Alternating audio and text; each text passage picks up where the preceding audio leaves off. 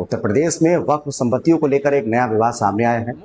बरेली के मौलाना शहाबुद्दीन रिजवी ने मुख्यमंत्री योगी आदित्यनाथ को पत्र लिखकर वक्फ की जमीनों की जांच की मांग की है। मौलाना शहाबुद्दीन रिजवी ने सुन्नी और शिया वक्फ बोर्ड से जुड़ी संपत्तियों को लेकर गंभीर आरोप लगाए हैं। उनका दावा है कि वक्फ की जमीनों की खरीद बिक्री में बड़े स्तर पर अनियमितताएं हुई हैं।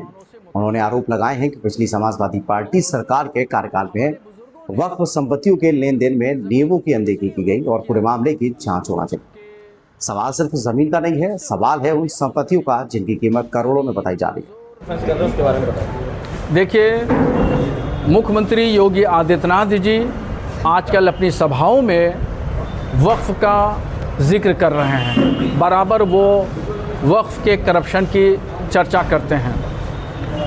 वक्फ एक खालिस शरई और मजहबी मामला है जो मुसलमानों से मुताल्लिक़ है, और हमारे बुज़ुर्गों ने इन ज़मीनों को इसलिए वक्फ किया था कि इससे होने वाली आमदनी गरीब, कमज़ोर, लाचार, यतीम और बेवा मुसलमानों पे ख़र्चा की जाएगी।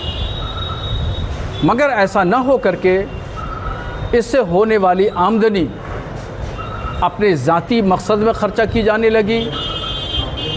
भूमाफियाओं से मिल करके वक्फ की संपत्तियों को बेचा जाने लगा, और ये सबसे ज़्यादा ये काम जो उरूज पे हुआ वो समाजवादी पार्टी के शासनकाल में हुआ।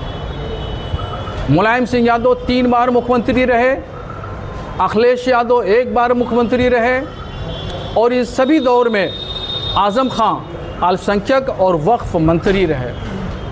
उनके चहीते, आज़म खां के चहीते ज़ुफ़र फ़ारूक़ी, अमीर आलम, हाफिज़ मोहम्मद उस्मान, फिर दूसरे कार्यकाल में 2 कार्यकाल में ज़ुफ़र फ़ारूक़ी, ये आज़म खां के चहीते बराबर वक्फ बोर्ड के चेयरमैन बने रहे, और इनके दौर में खूब करप्शन का उरूज रहा।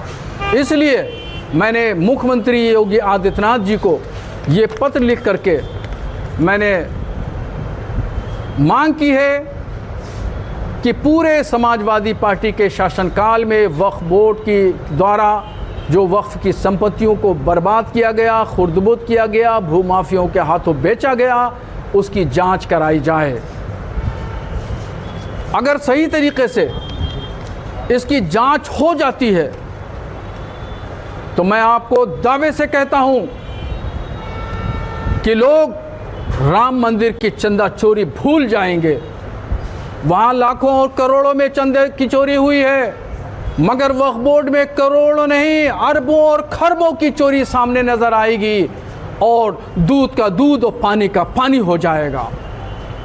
और जो लोग करप्ट हैं, लोग जिन लोगों ने करप्शन किया, जिन लोगों ने हमारे बुजुर्गों की ज़मीनों को बेचा, उनके चेहरों पे पड़ी हुई नकाब उतर जाएगी और उनका चेहरा नंगा और बरहना लोगों के सामने आएगा कि कौन असल में चोर है।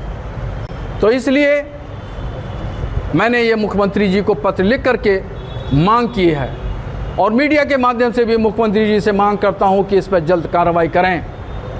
और मैं आपको ये भी दावे से कहता हूं कि अगर वक्फ की हुई ज़मीनों से होने वाली आमदनी गरीब मुसलमानों पे ख़र्चा की जाए और उनके एजुकेशन, आर्थिक स्थिति, सामाजिक स्थिति के सुधार के लिए काम किया गया होता, स्कूल, कॉलेजेस, मस्जिद और मदरसे बनाए गए होते, तो आज पूरे भारत में एक मुसलमान भी गरीब नज़र नहीं आता, कोई भीख मांगने वाला नज़र नहीं आता।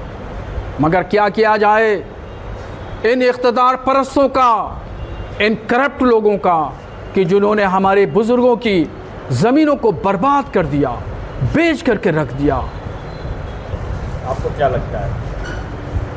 सबसे ज़्यादा करप्शन अगर वक्फ बोर्ड में हुआ है तो वो आज़म खां के दौर में, चूँकि वो हर दौर में, चाहे मुलायम सिंह का दौर हो या अखिलेश यादव का दौर हो, इन दोनों दौर में, यानी 4 बार के सपा शासन के दौर में आज़म खां अल्पसंख्यक और वक्फ मंत्री रहे, और उन्हीं के चहीते चेयरमैन मेंबर बनाए जाते रहे, और उन्हीं के दौर में सबसे बड़ा करप्शन हुआ है। क्या बात कर रहे हैं राम मंदिर के चंदा चोरी की। आप अगर देखें सही तरीके से, अगर हुकूमत जांच करा दे तो आप समझ लीजिए अरबों और खरबों की चोरी सामने नजर आएगी। लोग भूल जाएंगे राम मंदिर का चंदा चोरी, लोग वक्फ बोर्ड की करप्शन की लोग याद करेंगे। जो गरीबों का, यतीमों का, बेवाओं का जो सरमाया था, उस सरमाए को इन्होंने खाया है।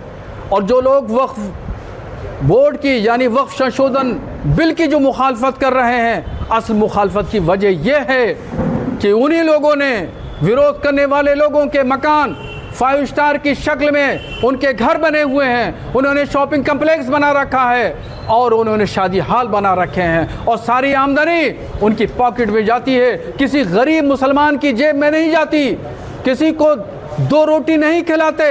आज तक कोई भारत का कोई भी वक्फ बोर्ड मुझे बता दे कि उसने कोई मस्जिद बनाई हो, कोई मदरसा बनाया हो, कोई स्कूल बनाया हो, कोई कॉलेज हॉस्पिटल बनाया हो, किसी यतीम की सरपरस्ती की हो, किसी बेवा की किफालत की हो, कोई तो मुझे बता दे।